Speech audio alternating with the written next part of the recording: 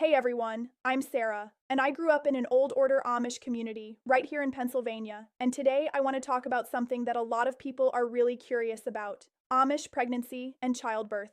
No hospital, no doctor.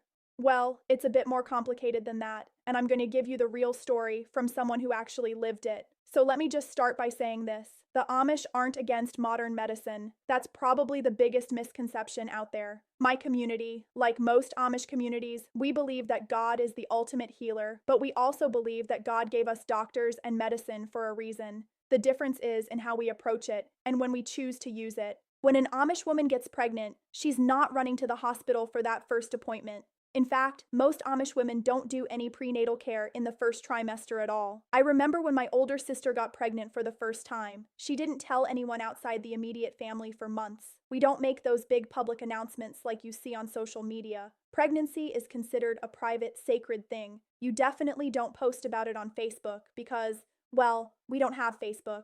But even if we did, we wouldn't.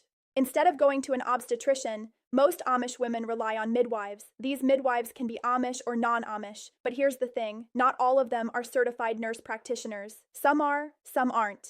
In my community, we had a local midwife who'd been delivering babies for 30 years.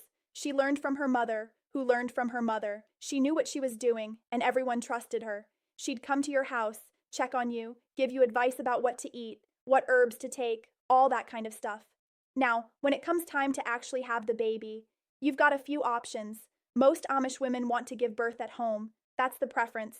You're in your own bed, surrounded by your family, your mother, your sisters, maybe your mother-in-law. The midwife is there. Your husband is usually nearby, probably outside pacing around or taking care of the other kids. It's intimate, it's natural, and honestly, for most women, it goes just fine.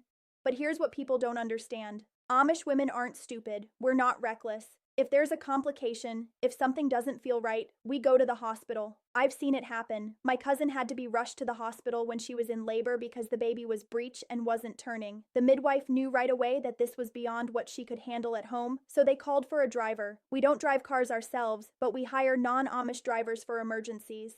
They got her to the hospital in time, and both she and the baby were fine. There are also birthing centers. These are like a middle ground between home and hospital. They're set up specifically for Amish and other plain communities. One of the big ones in Pennsylvania handles over 500 births a year. They have rooms that look like bedrooms, not sterile hospital rooms. The midwives there are usually certified, and they've got equipment in case something goes wrong. If things get serious, the hospital is just a few minutes away. A lot of women in my old community started using these birthing centers because they felt safer than being at home, but still more comfortable than a hospital. Now let me be real with you about the risks. Home birth isn't for everyone. There are studies that show home births have a slightly higher risk of complications for the baby compared to hospital births. But there's also research specifically on Amish births that found when you've got a skilled midwife, the outcomes can be just as good as hospital births, especially for low-risk pregnancies. The key words there are low risk and skilled midwife. If you're having your first baby, if you've had complications before, if you're older, those are all things that make a home birth riskier. The thing is, Amish women tend to be really healthy. We're physically active our whole lives. We eat a lot of homegrown food, we're not sitting around all day, and we usually have our first baby in our early 20s, which is considered the ideal age medically. Plus, this might sound weird, but Amish women are kind of mentally prepared for labor in a way that I think a lot of modern women aren't. We grow up seeing our mothers and sisters and aunts go through it. We help take care of the babies. It's just part of life. We don't have time to sit around watching scary birth stories on TV and freaking ourselves out. But I don't want to romanticize it either. There's a darker side to this. Because we don't do regular prenatal care, some problems don't get caught early. I knew women who didn't know they had gestational diabetes or high blood pressure until it became a real problem. There are communities where the midwives aren't properly trained, and that can be dangerous. And because we pay for everything out of pocket, and because we don't have insurance, some families will avoid going to the hospital even when they probably should because they're worried about the cost. I remember one woman in my community who had a really long labor at home. It went on for almost 2 days. The midwife kept saying everything was fine, but looking back, I think she should have gone to the hospital much earlier. Eventually she did, and she had to have an emergency C-section. Both her and the baby survived, but it was scary, and the hospital bill was enormous, like tens of thousands of dollars. but the community came together and helped pay for it. That's how we do things. We take care of each other. Another thing people ask about is pain medication. Amish women don't use epidurals or pain medication during labor. It's not that it's forbidden exactly, it's more that it's just not part of our culture. You're expected to handle the pain. It's seen as a natural part of bringing life into the world. I'm not gonna lie, I've heard some women screaming during labor, but I've also seen women who were surprisingly calm and quiet. My mom had 11 kids, and she always said the key was to relax and breathe and trust your body. Easier said than done, obviously. After the baby is born, there's a whole postpartum period where the mother is supposed to rest. And I mean really rest. In my community, the new mother wouldn't cook or clean or do any heavy work for at least 2 weeks, sometimes longer. Her mother or mother-in-law or sisters would come and take care of everything. They'd cook, clean, watch the other kids, do the laundry, everything. The new mom's only job was to feed the baby and recover. I actually think this is one thing the Amish get really right. In the modern world, women are expected to bounce back so fast, and that's just not realistic or healthy.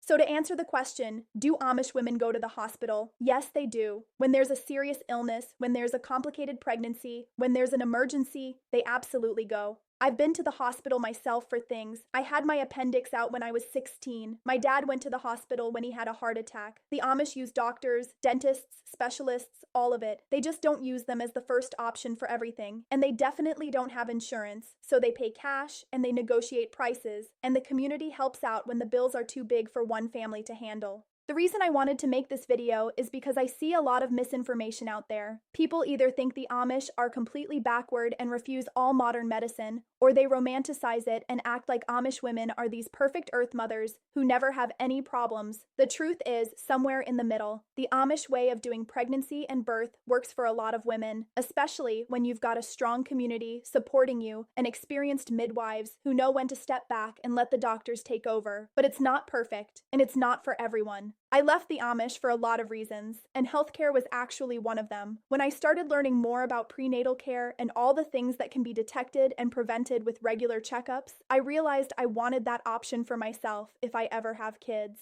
But I also have a lot of respect for the women I grew up with who make different choices. They're not ignorant. They're not careless. They're making decisions based on their beliefs, their experiences, and what works for their community. So that's the real story of Amish pregnancy. No hospital, no doctor, sometimes, but not always. And when they need medical help, they get it. Thanks for watching, and if you have any questions, leave them in the comments. I love hearing from you guys.